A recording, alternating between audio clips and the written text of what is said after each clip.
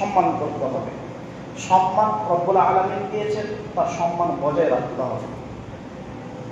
সম্মানিত মসজিদের মুসল্লিরা, যে কথাটা বললাম সেটি হচ্ছে জিলহজ মাস। এই জিলহজ মাস একদিক দিয়ে নয়, অনেক দিক দিয়ে ফজিলতপূর্ণ। তার মধ্যে এই দিক দিয়েও আমি আপনি দেখতে পারি যে ইসলামের মূল খুঁটি হচ্ছে 5টি।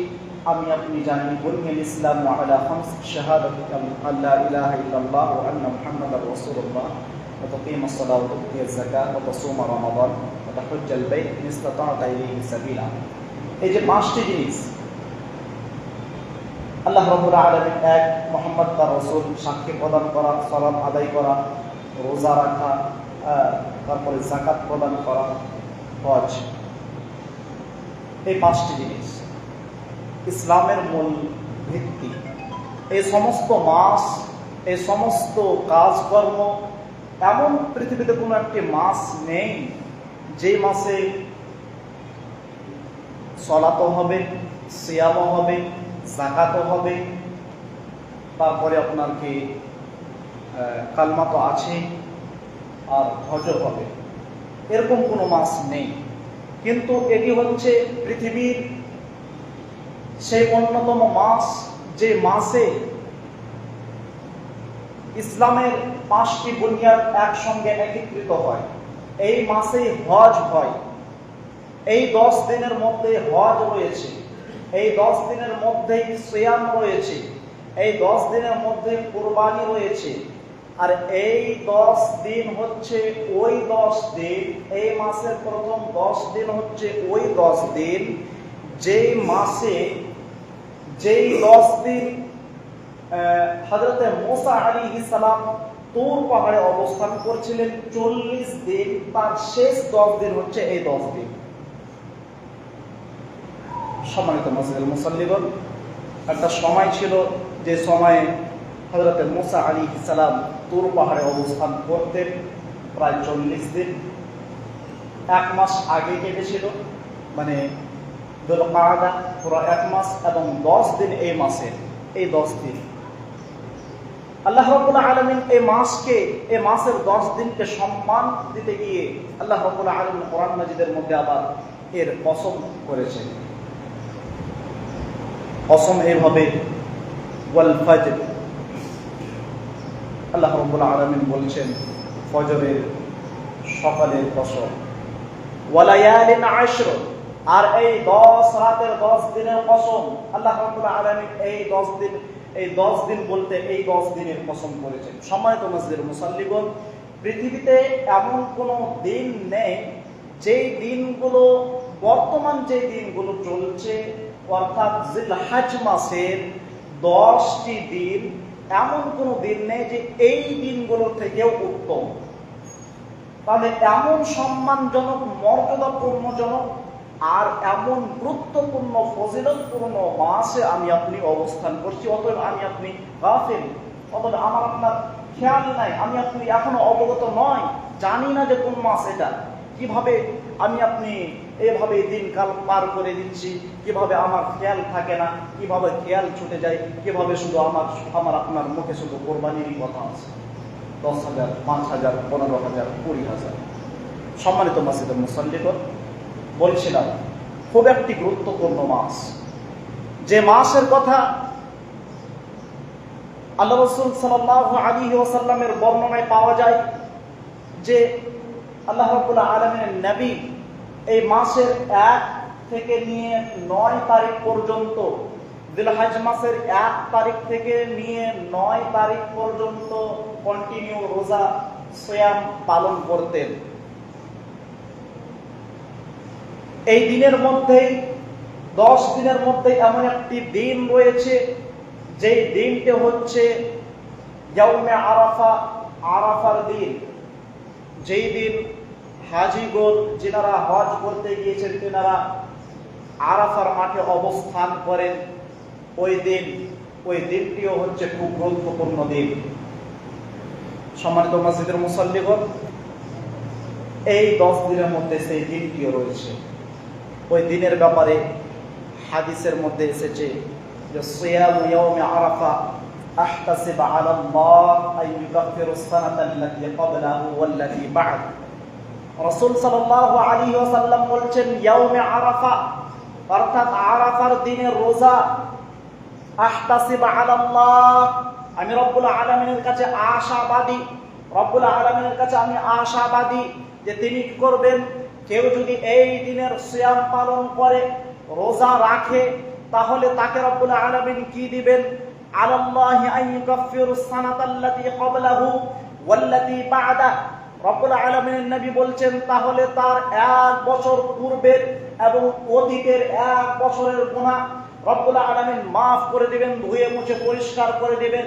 সম্মানিত মসজিদের মুসল্লিগণ, আমি আপনি মুহররম মাসের 2টি রোজা রেখেছি, 9 তারিখ 10 তারিখ, অথবা 9 তারিখ 10 তারিখ না রাখতে পারলে 10 তারিখ এবং 11 তারিখ যদি আমি আপনি এই 2টি রোজা রাখি, তাহলে রব্বুল আলামিন আমাকে আপনাকে কি দিবেন। রব্বুল আলামিনের নবী বলছেন মুহররম মাসের রোজা যদি কেউ 2টি রাখে কিংবা 2টি না রাখতে পারলে 1টি রাখে, তাহলে রব্বুল আলামিন তার 1 বছরের গুনাহ মাফ করে দিবেন। আল্লাহ রব্বুল আলামিনের দরবারে আমি আপনি গত রমাদান মাসে প্রায় 1 মাস টানা 1 মাস কি করলাম, সিয়াম পালন করলাম, রোজা রাখলাম। কারণ কি ছিল, যে আল্লাহ রব্বুল আলামিনের সন্তুষ্টি অর্জন করা, রব্বুল আলামিনকে খুশি করা, তার রিদামন্দি পাওয়া, তার নিকটবর্তী বান্দা হওয়া। এক কথাই লাআল্লাকুম তুফলিহুন, আমরা তুফলিহ ফালাহ পাওয়ার জন্য রোজা পালন করছিলাম। আর এটাও আমাদের মধ্যে খুশি ছিল যে রব্বুল আলামিন আমাকে আপনাকে এই সিয়ামের বদলা কি করবেন, নিজের হাতে লিখে দিবেন, এই খুশিও আমার আপনার মধ্যে ছিল। সম্মানিত মসজিদের মুসল্লিগণ, আল্লাহ রাব্বুল আলামিনের নবী বলছেন যে ইয়াউমে আরাফার দিন এমন দিন, কিংবা এই যে 10 তারিখ 1 থেকে নিয়ে 10 তারিখ জিলহজ মাসের 10 দিন এমন গুরুত্বপূর্ণ দিন, পৃথিবীতে এমন কোনো দিন নেই যেটি কি করতে পারে, এই দিনে টক্কর দিতে পারে, এই 10 দিন থেকে আগে বেড়ে যেতে পারে। সম্মানিত মসজিদের মুসল্লিগণ, আমি আপনি জানি যে রমাদান মাসে আমরা কি করছিলাম, শেষ 10 রাত্রে কি করছিলাম, আমরা লাইলাতুল কদরের তালাশ করছিলাম, সন্ধান করছিলাম, লাইলাতুল কদর পাওয়ার জন্য রাত্রি জাগরণ করছিলাম। তাহলে ওই দিনগুলো থেকেও কি এগুলো উত্তম? রমাদান মাসের দিন থেকেও কি এই 10 দিন উত্তম? জি, অবশ্যই ওই দিন থেকে এই দিনগুলোই উত্তম, কারণ ওই দিন হচ্ছে রমাদানের জন্য উত্তম। আর রমাদানের ওই 10 রাত ছিল উত্তম, দিন নয়। আর দিনের ক্ষেত্রে এই 10 দিনই উত্তম, পৃথিবীর যে কোনো দিন থেকে এই 10 দিন উত্তম।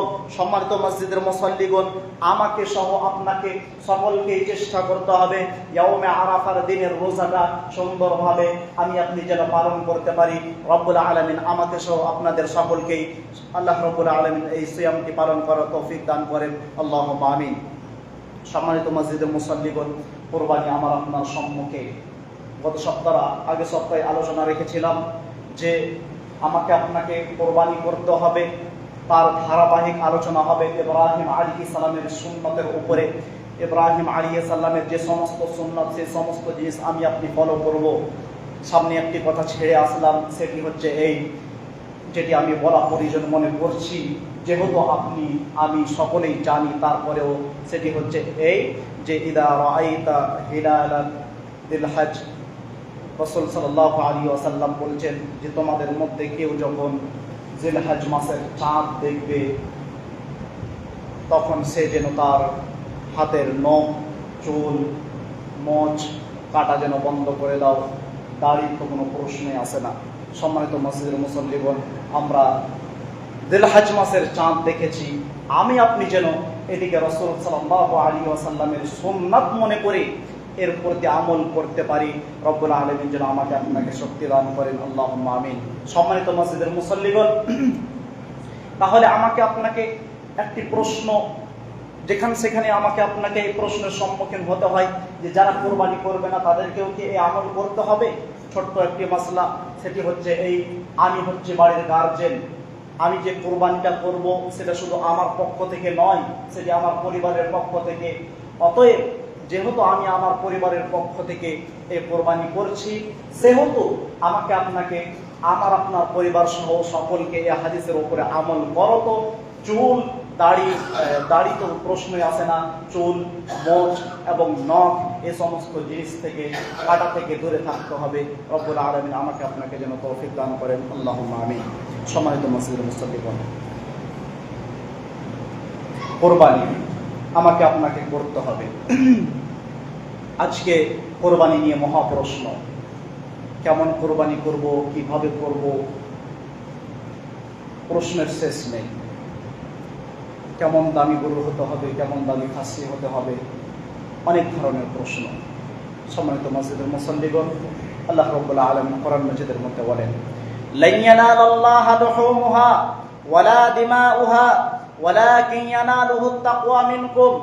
রব্বুল আলামিন বলছেন, যে সমস্ত কুরবানি তোমরা আমি রব্বুল আলামিনের দরবারে করো, আমি রব্বুল আলামিনের দরবারে কুরবানি হিসাবে যে সমস্ত জিনিস তোমরা পেশ করো, তার মধ্যে ইয়ানালুল্লাহা লুহুমুহা, তাদের মাংস আমি রব্বুল আলামিনের দরবারে পৌঁছাই না, ওয়ালা দিমাউহা, তার রক্ত কতটুকু ছিল এটা আমি রব্বুল আলামিনের দরবারে পৌঁছাই না।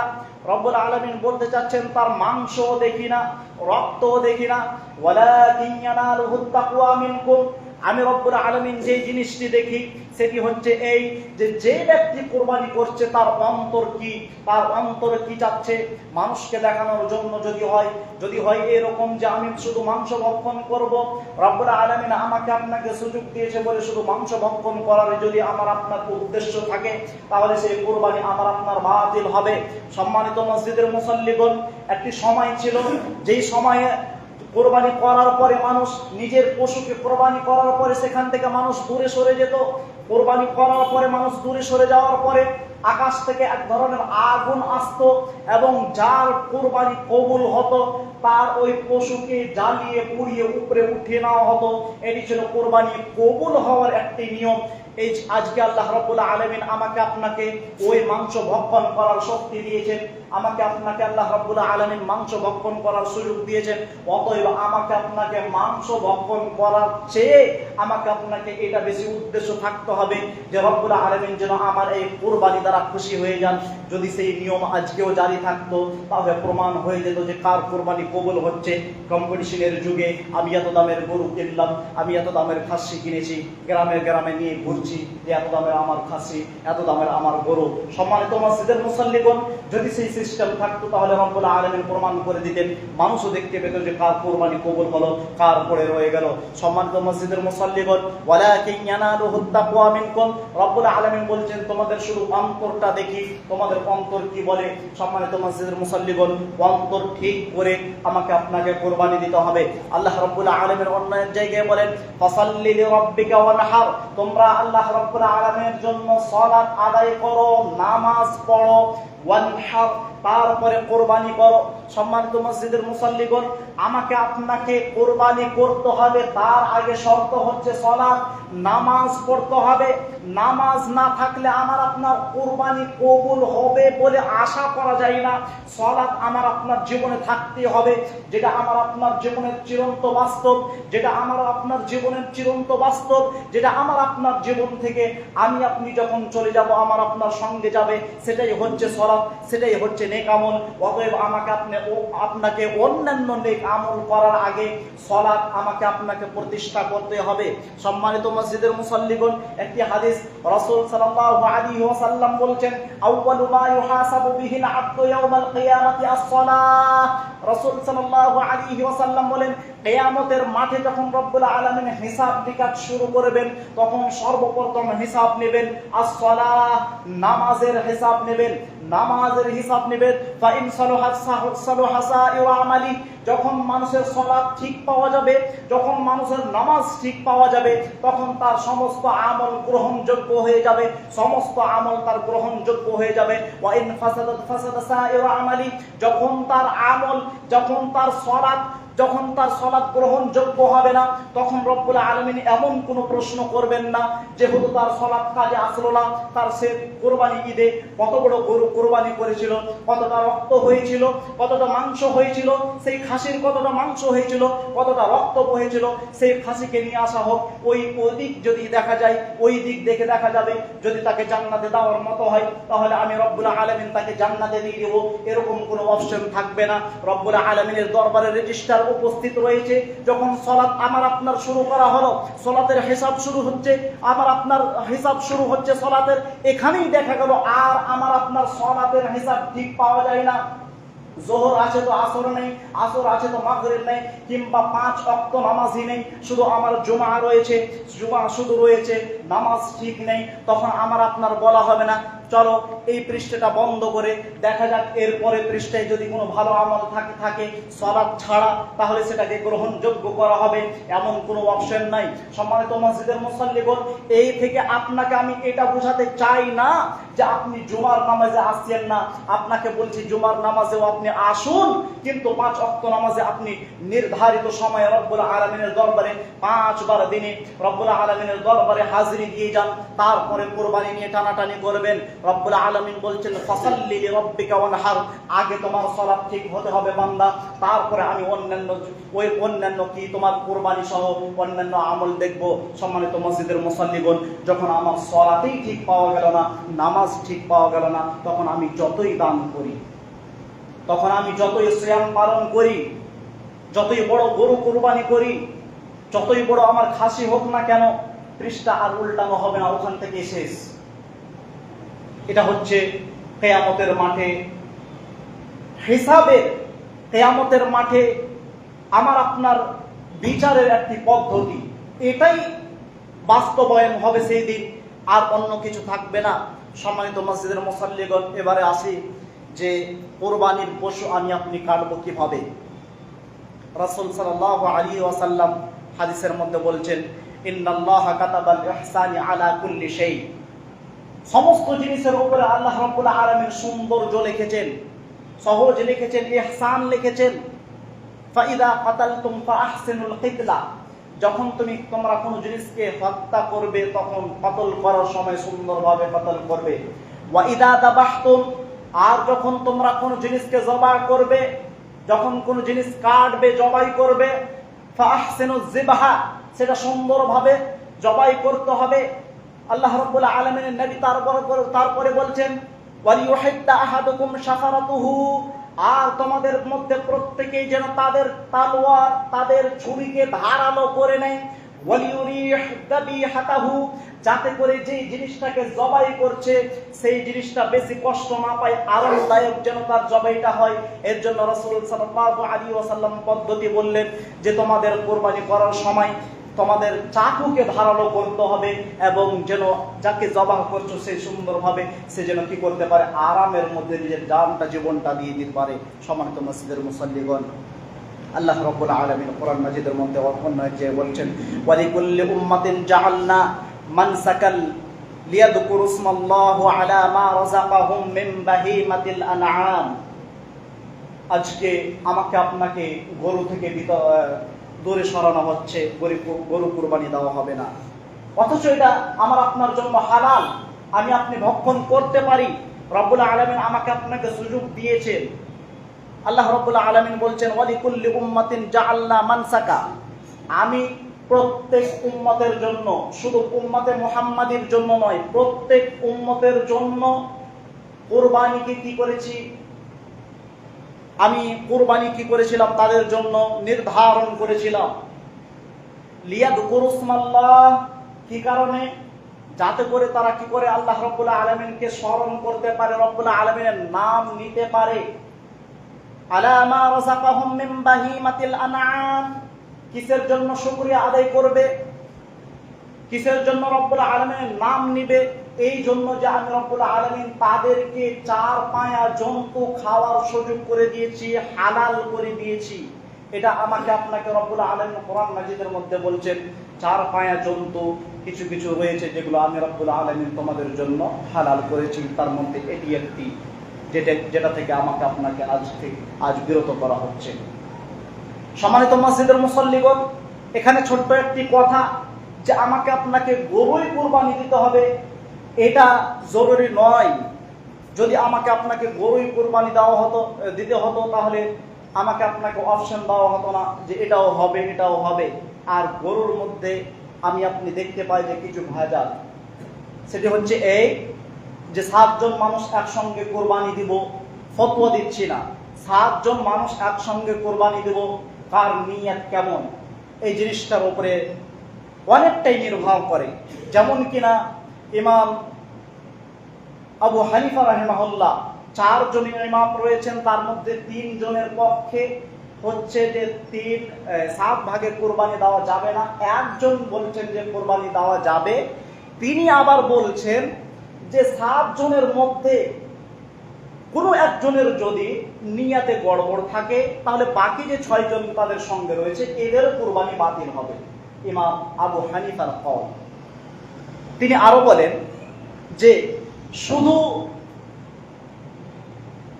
নিয়াতে গড়বড় নয়, যদি এদের রুজি রুটি ইনকামের পদ্ধতি এদিক ওদিক হয়, যদি ইনকামের পদ্ধতি আলাদা হয়, যদি কম বেশি হয় ইনকামের পদ্ধতি, তবুও প্রত্যেকেরই কোরবানি বাতিল হবে। ইমাম আবু হানিফা রাহিমাহুল্লাহ বলেন। তিনি একটি কারণ দেখালেন যে নিয়াত গড়বড় হতে পারে 7 জনের মধ্যে, কিংবা ইনকামের এদিক ওদিক হতে পারে, টাকা বৈধ অবৈধ হালাল হারাম হতে পারে। এই জন্য 7 জনেরই কোরবানি, যে গরুতে আমি আপনি অংশগ্রহণ করেছি, আমার তো গেল, আপনারও গেল। ইমাম মালিক রাহিমাহুল্লাহ বলেন যে 7 ভাগে কুরবানি এই জন্য প্রযোজ্য নয় যে আল্লাহ রাব্বুল আলামিন চান আল আসাল, একটি জান, এক পরিবারের পক্ষ থেকে একটি জান, একটি জীব চান, সেটি 7 ভাগের মধ্যে পাওয়া যায় না। এই দুটি কারণ।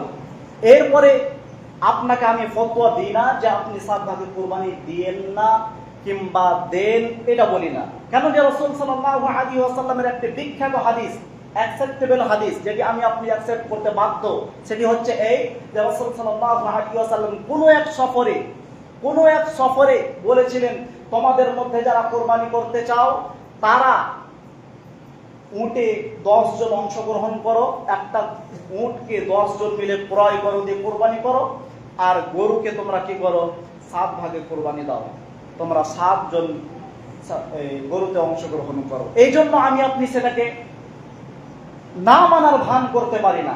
কিন্তু এর মধ্যে গন্ডগোলটা হচ্ছে মেন, যে আমার আপনার অন্তর কে জানে। আমি তো হতে পারি আপনারও 6 জন আছেন ঠিক, আমার অন্তর বলছে যে না, আমি মানুষকে দেখাবো, হ্যাঁ উমুক বংশের মানুষের সঙ্গে আমি ভাগা নিয়েছিলাম, পরহেজগার মানুষ। এটাও হতে পারে যে হ্যাঁ এত বড় গরু ওই বংশের মানুষের কাছে আছে, আমি ওদের সঙ্গে ভাগা নিয়েছিলাম, মানুষকে দেখাবো। আল্লাহ রাব্বুল আলামিন বলছেন, তোমাদের খুন দেখি না, লান ইয়ানালাল্লাহা লুহুমুহা ওয়ালা দিমাউহা ওয়ালাকিন ইয়ানালুহুত তাকওয়া, তোমাদের আমি আল্লাহ রাব্বুল আলামিন রক্তের প্রবাহিত দেখি না, যে কত রক্ত তুমি প্রবাহিত করলে, কিন্তু তোমাদের মাংস আমি দেখি না, তোমাদেরকে শুধু দেখি তোমাদের অন্তরটা। অন্তরেই যদি গড়বড় হয়ে যায় তাহলে আমার আপনার কোরবানির কি অবস্থা হতে পারে। সম্মানিত মসজিদের মুসল্লিগণ, সময় শেষের দিকে ছোট্ট একটি হাদিস বলে সময় খুতবা ইতি করছি। সেটি হচ্ছে এই যে আম্মা জান আয়েশা রাদিয়াল্লাহু তাআলা আনহা বলেন যে মা আমিলা আদিমিয়ুন মিন আমালি ইয়াউমিন নাহার আহাব্বু ইলাল্লাহি মিন ইহরাকিদ দাম। রাসূল সাল্লাল্লাহু আলাইহি ওয়াসাল্লাম এর স্ত্রী আম্মা জান আয়েশা বলছেন যে আল্লাহ রাব্বুল আলামিনের কাছে ইয়াউমুন নাহার অর্থাৎ কুরবানির দিনে এর থেকে বেশি ভালো আমল আর কিছু হতে পারে না। কি আমল? সেটি হচ্ছে এই যে বেশি বেশি রক্ত প্রবাহিত করা, পশুদের মধ্য হতে বেশি বেশি রক্ত প্রবাহিত করা, এটি হচ্ছে রব্বুল আলামিনের দরবারে সবথেকে প্রিয় আমল ইয়াউমুন নাহার, কুরবানির দিনে। সম্মানিত মসজিদের মুসল্লিগণ, আরেকটি হাদিস যে রাসূল সাল্লাল্লাহু আলাইহি ওয়াসাল্লাম বলেন যে যেই দিন থেকে জিলহজ মাসের চাঁদ দেখা গেল সেই দিন থেকে তোমরা তাকবীর পাঠ করো, তাকবীর আল্লাহু আকবার, তাহলিল লা ইলাহা ইল্লাল্লাহ, তাসবিহ সুবহানাল্লাহ, এই সমস্ত জিনিস তোমরা বেশি বেশি করে পাঠ করো। রাসূল সাল্লাল্লাহু আলাইহি ওয়াসাল্লামের সুন্নাতকে ফলো করো। তো আমাকে আপনাকে এই সমস্ত জিনিস বেশি বেশি ধ্যান দিতে হবে, যেন এরকম না হয় যে শুধু কোরবানির পশুর পিছনে পড়ে থাকলাম, জিকির আজকার আমার আপনার পানিতে চলে গেল। সম্মানিত মসজিদের মুসাল্লিগণ, আরেকটি রাসূল সাল্লাল্লাহু আলাইহি ওয়াসাল্লামের সুন্নাত ছিল, সেটি হচ্ছে এই যে রাসূল সাল্লাল্লাহু আলাইহি ওয়াসাল্লাম কোনদিন ইয়াউমুল ফিতর, ঈদুল ফিতরের দিন এরকম কোনোদিন হয়নি যে রাসূল সাল্লাল্লাহু আলাইহি ওয়াসাল্লাম কিছু না খেয়ে বাড়ি থেকে বের হয়ে চলে গিয়েছেন। ঈদুল ফিতরের দিন কিছু খেয়েছেন, বাড়িতে খেয়ে তারপরে ঈদের মাঠে গিয়েছেন।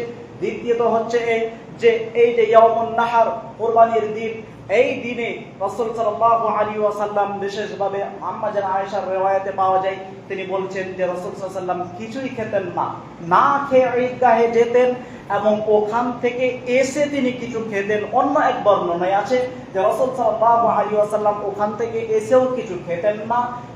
কুরবানির পশু জবাহ করার পরে, কুরবানির পশু জবাহ করা হলো, তারপরে রাসূল সাল্লাল্লাহু আলাইহি ওয়াসাল্লাম ওর মাংস ভক্ষণ করতেন। এটা হচ্ছে ইয়াউমুন নাহরের প্রথম খাদ্য রাসূল সাল্লাল্লাহু আলাইহি ওয়াসাল্লাম। সম্মানিত মসজিদের মুসাল্লিগণ, আপনাকে দেখাচ্ছিলাম ইয়াউমুন নাহরের ফজিলত, 10 দিনের ফজিলত, যেটি রাসূল সাল্লাল্লাহু আলাইহি ওয়াসাল্লাম 1 থেকে 9 দিন পর্যন্ত শুধু সিয়ামের উপরে কাটিয়েছেন, রোজার উপরে কাটিয়েছেন, রোজা রেখেছেন।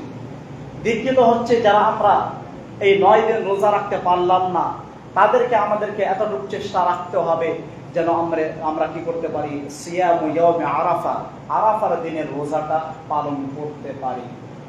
ইয়াউমে আরাফার দিনের রোজা যেন আমার আপনার ভুল বশত যেন না ছুটে যায়, কোনো কারণবশত যেন আমি আপনি না ছাড়তে বাধ্য হই, যেন আমি আপনি খুব চেষ্টা করব এই ইয়াউমে আরাফার দিনের রোজা, আরাফার দিনের রোজা যেই দিন হাজীগণ আরাফার মাঠে অবস্থান করবেন, ওই দিনের রোজাটা যেন আমার আপনার বাইরে ছুটে না যায়। কেননা আল্লাহ রাব্বুল আলামিন এত বড় একটি অফার দিয়েছেন যে 1 বছর আগেরও গুনাহ মাফ, পরেরও গুনাহ মাফ। ওই জন্য আমাকে আপনাকে খুব ধ্যান রাখতে হবে। আরেকটি জিনিস, আমাকে আপনাকে নিজের চাকু ধারণা রাখতে হবে। পরিবেশের মধ্যে কোনো অসন্তুষ্টি, কোনো যেন আমাদের পরিবেশের মধ্যে ঝামেলার কারণ না হয়ে দাঁড়ায়, এটা আমাকে আপনাকে খেয়াল রাখতে হবে। সম্মানিত মসজিদের মুসাল্লিগণ, সকলের কাছে আবেদন, এই যে আমরা সালাত ছেড়ে দিয়ে আমরা শুধু কোরবানির পিছনে পড়ে গিয়েছি, আমাদেরকে সালাতের দিকে ধ্যান দিতে হবে। ইব্রাহিম আলাইহিস সালাম কোরবানির সময় বলেছিলেন, ইন্না সালাতি ওয়া নুসুকি ওয়া মাহইয়ায়া ওয়া মামাতি লিল্লাহি রাব্বিল আলামিন। তিনি বলছিলেন, ইন্না সালাতি, নিশ্চয় আমার নামাজ, ওয়া নুসুকি, আমার কোরবানি, ওয়া মাহইয়ায়া, আমার জিন্দেগি, আমার জীবন, ওয়া মামাতি, এবং আমার মরণ, লিল্লাহি রাব্বিল আলামিন, সমস্ত কিছু রব্বুল আলামিনের জন্য। শুধু তিনি বলেছিলেন এই কথাটা, আমাকে আপনাকে প্রমাণ করতে হবে, ইন্না সালাতি, নিশ্চয় আমার নামাজ, আমার আপনার নামাজিনে আমি আপনি কিভাবে এই দোয়া পাঠ করব। যে খাসিটাকে আমি আপনি কোরবানি করব বলে বাড়িতে রেখেছি, কয়েকদিন দেখা গেল আপনার খাসি মসজিদের বারান্দায় ওই সিঁড়ির ওখানে বসেছিল, কিন্তু আপনার কোনোদিন সুযোগ হলো না মসজিদের সিঁড়িতে এসে বসে থাকা, সিঁড়ি দিয়ে উঠে উপরে আসার কোনোদিন সুযোগ হলো না। এমন জীবন তুমি করো না গঠন, এমন জীবন আমার আপনার জন্য কোনো গঠন না হয়ে যায় যে আমার আপনার এইরকম অবস্থায় দুনিয়া ছেড়ে চলে যেতে হয়, এরকম যেন আমার আপনার না হয়। সম্মানিত মসজিদের মুসাল্লিগণ, রব্বুল আলামিনের কাছে দোয়া করি, হে রব্বুল আলামিন, তুমি আমাকে সহ আপনাদের সকলকেই আল্লাহ রব্বুল আলামিন কি করেন, সঠিক সময়ে সঠিকভাবে সালাত আদায় করার আগে তৌফিক দান করেন। আল্লাহুম্মা আমিন। হে রব্বুল আলামিন, দুনিয়াতে আমরা বড় মুসিবতে রয়েছি মওলা, তুমি আমাদেরকে যে কোনো মুসিবত, ছোট থেকে বড়, বড় থেকে ছোট, সমস্ত মুসিবত থেকে আমাদেরকে দূরে রাখো, আমাদেরকে হেফাজত করো। আল্লাহুম্মা আমিন। হে রব্বুল আলামিন, তোমার দেওয়া খুশির দিন পেয়েছি মওলা, এই দিনগুলোতে আমাদেরকে তুমি বেশি বেশি তোমার তাসবিহ, তাহলিল, তোমার হামদ সানা পাঠ করাতে যেন আমরা কি করতে পারি, কাটিয়ে দিতে পারি, এই তৌফিক তুমি আমাদেরকে দাও। আল্লাহুম্মা আমিন। হে রব্বুল আলামিন, বিশেষভাবে তোমার কাছে দোয়া করি যেন আমাদের কুরবানি তোমার সন্তুষ্টি ছাড়া অন্য কোনো উদ্দেশ্য যেন আমাদের না হয় মওলা, তুমি আমাদেরকে তৌফিক দান করো। আল্লাহুম্মা আমিন। ওয়া সাল্লাল্লাহু আলা নাবিয়িনা মুহাম্মদ। বারাকাল্লাহু লানা ওয়া লাকুম ফিল কুরআনিল আযীম।